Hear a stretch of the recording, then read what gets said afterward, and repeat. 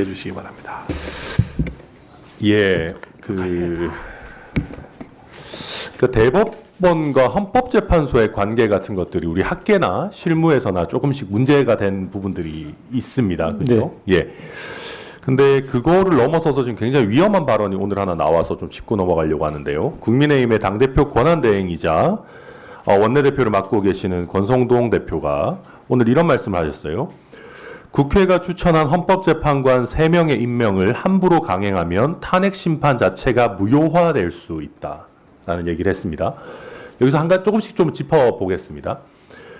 후보자께서 보셨을 때 국회가 추천한 헌법재판관 3명이 임명이 되면 그것이 탄핵 심판을 무효화할 사유에 해당한다고 생각하십니까?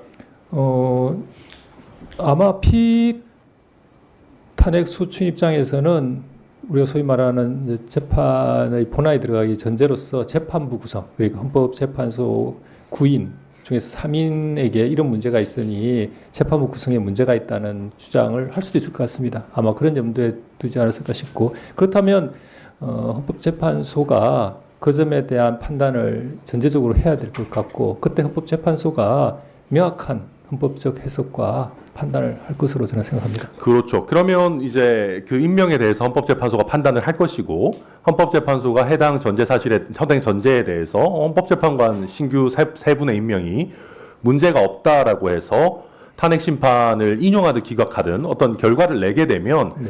그 최종적인 판단에 대한 책임도 당연히 헌법재판소가 지는 것이고, 이 헌법재판소의 탄핵 심판에 대해서는 불복이 가능한 수단이 현재로서는 없죠. 그렇습니다. 그럼 만약에 대법원에서, 그러니까 피소추인 측이나 아니면 지금 여당이 국민의힘 측에서 해당 헌법재판소의 임명이, 헌법재판관의 임명이 무효이기 때문에 탄핵 심판이 무효이다 라는 주장을 하며 대법원에 이 헌법재판 탄핵 심판 결정의 효력을 다투는 소를 제기한다면은 이 소가 적법하겠습니까? 제가 그 부분에 대해서는 뭐 숙고를 해보거나 아니면 이전에 생각해 본 적은 없습니다만, 이런 통상의 우리가 아는 법 상식이나 뭐 그다음에 사업 질서에 비춰본다면 그러한 판단을 해도 헌법재판소에서 해야 되지 않을까 싶긴 한데, 그건 제가 깊은 연구가 없고 생각이 없다는 점을 전제로 말씀드립니다. 네네, 제가 생각해도 당연히 탄핵 심판에 대해서는 헌법재판소가 결정하는 것이고, 그 절차적인 위법이 있는지 해당 절차가 효력이 있는지 없는지에 대한 판단 역시도 헌법재판소에 몫일 거라고 생각합니다. 거기에 대해서 대법원이 추가적인 심사를 하는 것은 우리 현재 사법체계상에서는 가능하지 않을 것이라고 생각하는데, 뭐 방금 후보자께서 말씀하셨지만 추가적인 연구가 필요하다 하더라도 제 뭐 주장에 원론적으로는 동의하시는 것이죠? 그렇습니다. 그러면 지금 이 얘기는 자칫 잘못하면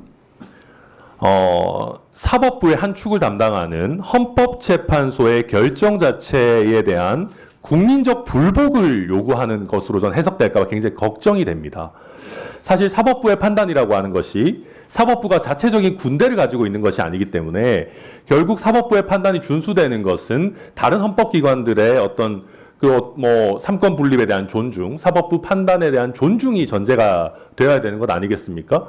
그것이 안 된다면은 결국은 국민들의 저항권 행사 같은 아주 예외적인 경우가 아니라면 사법부의 판단을 힘으로써 굴복시킬 절차는 없는 것 아니겠습니까? 그렇게 생각하시죠? 네, 그렇습니다. 그래서 제가 이 말씀을 듣고 여당에 굉장히 책임 있는 자세에 계시는 분이 뭔가 탄핵 심판 자체의 무효화를 언급하시는 것 그 자체가 저는 우리 사법부에 대한 존중에 있어서 심각한 문제가 있다고 생각하는데, 후보자의 견해는 어떠십니까?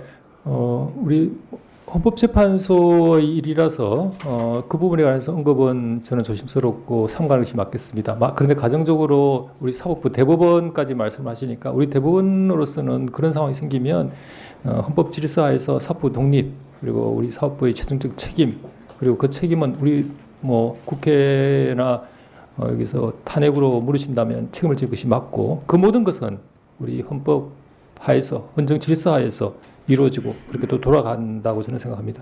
그러니까 사실 이 논리를 계속해서 확장시키면 방금 후보자께서도 말씀하셨지만 오늘 우리 대법관 인사청문회에도 여당 의원들이 지금 참여하지 않고 계시고 굉장히 비협조적인 자세를 취할 걸로 보여집니다. 그러면 향후에 지금 피의자 윤석열에 대한 내란 사건이 대법원으로 갔을 때 지금 여당의 동의가 없는 이런 대법관의 임명에 문제가 있다. 대법원의 판결도 역시 무효화될 수 있다. 이런 식의 논리를 편다라고 한다면은 저는 이것은 입법부의 일원으로서 굉장히 무책임하고 상권 분립을 무력화하고 우리 헌정 질서를 위태롭게 하는 굉장히 부당한 주장이라고 생각이 들거든요. 대법관 후보자로서의 입장은 어떠십니까?